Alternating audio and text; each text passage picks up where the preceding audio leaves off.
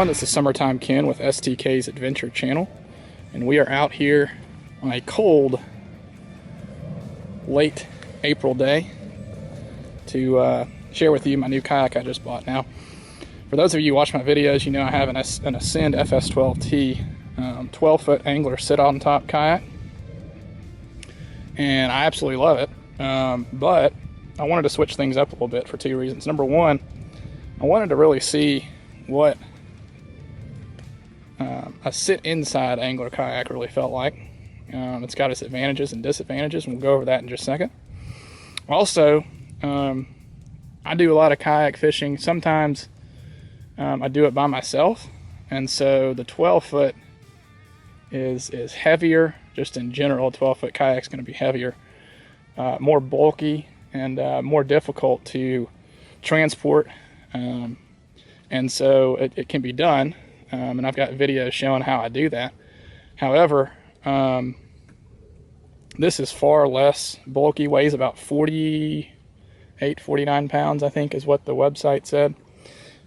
So less weight, less bulky. As a matter of fact, I can pick this thing up by myself, just on the side there, and transport it or carry it, put it inside my Forerunner, my vehicle, take it out easily.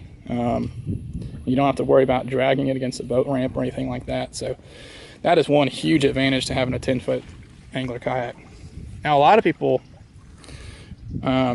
big debate on whether to get a 10-foot or 12-foot, and we're going to go over some comparisons later in a future video of kind of what they both look like in the water and kind of the differences in them. But really, you know, I paddled all the way across the lake already today in this, and had no problems. Matter of fact, this is quite a bit faster. This is the fastest kayak I've ever been in. Tracks very well, extremely fast. You don't really have to put a whole lot of effort into paddling for this thing to really get moving, whether you're going against the wind or with the wind. So, and again, this is you know, you're not going to go out and spend $1,500 on this kayak. This is a very affordable kayak. I like to find deals and find good products at a great price, and that's what I found here. So we're going to start on the front here. Of course, it's got your handles on the front as well as on the back there, the carrying handles, and these are actually built, they're not like the string kind on my other kayak. These are built into the actual kayak itself. You can see there, got the screws there, and so just really durable way to handle the kayak.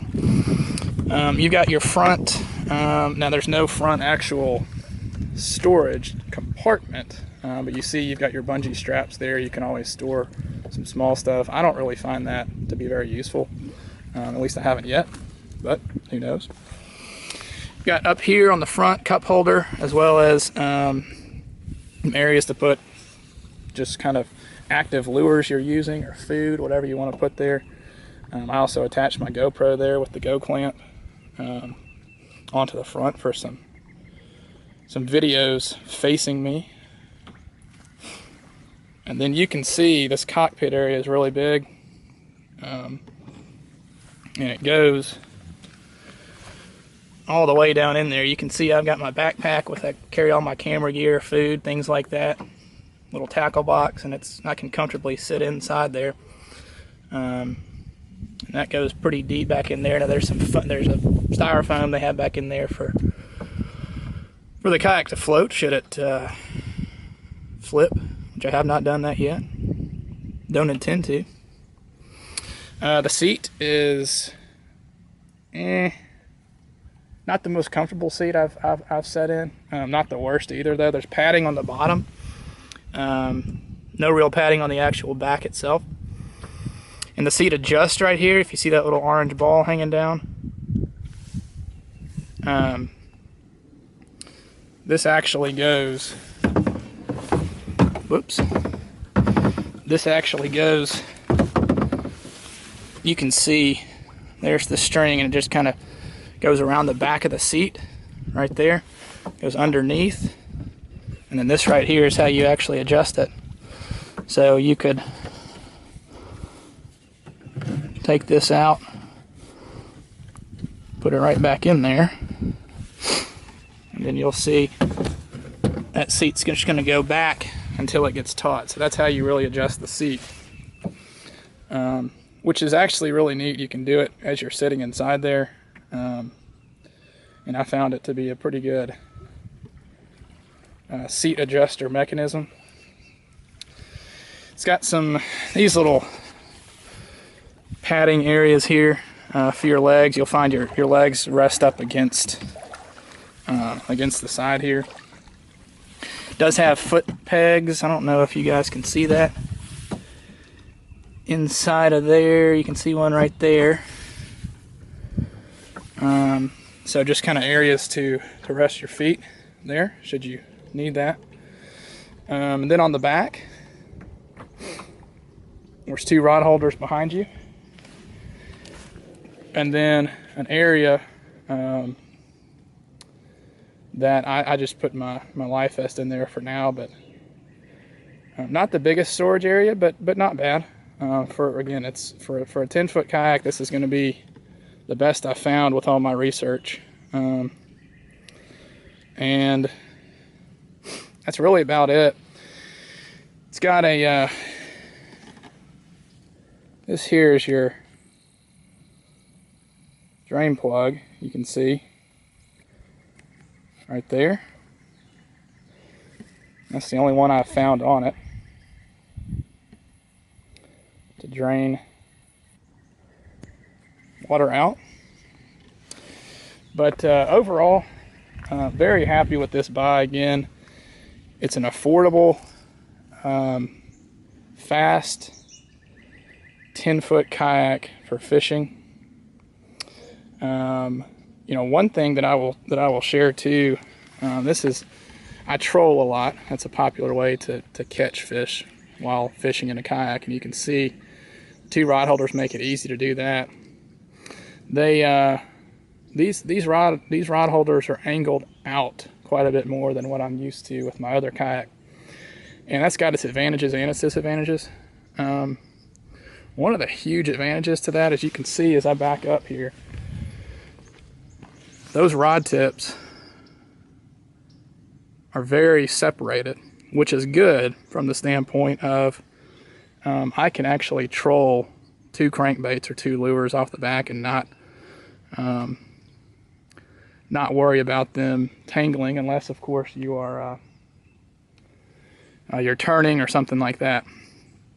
The other kayak, I have my 12-foot kayak, the rods go more directly off the back, and so you do run the risk of, if you're trolling with 2 lures behind you, them getting tangled up. So a lot of times on my other kayak, I'll troll with just 1. This way you can actually troll with 2. I did coming over here, paddled across the lake, and had no problems with any kind of lures tangling up. And so one of the disadvantages of having the rod holder separate, or the rod tip separated like that, is that I plan on using this kayak in more smaller rivers and streams and creeks and things like that, just because it is a 10-foot and a little bit more easy to maneuver in smaller bodies of water. And I'm worried about those rod tips being so separate as far as getting around trees, things like that, if you have lures on there. But that's really a minor issue. I can see why they did it, and actually I like them being separated like that. So anyway, this is the Old Town Vapor 10 angler kayak, and really happy with my purchase. One thing I forgot to mention from earlier is that this does come equipped with an anchor trolley system, as you can see right here on the right side. So now obviously I don't have anchor hooked up on here, but you can see this allows you to have an anchor. This is perfect for what I'm going to be using this kayak for in river currents and things like that, because it does get blown around a little bit in the wind just out here on the lake. Not a huge issue out here, but if you're in a decent current, this is a great feature to have. Now, you can buy these separate for other kayaks, but to have this equipped with it already included in the price is a really key feature. As always, you can check the link right below this video in the description of the video for more information on the kayak and on paddling, customer reviews, as well as where to order. From all of us at SCK's Adventure Channel, thanks for watching, and y'all have a great day.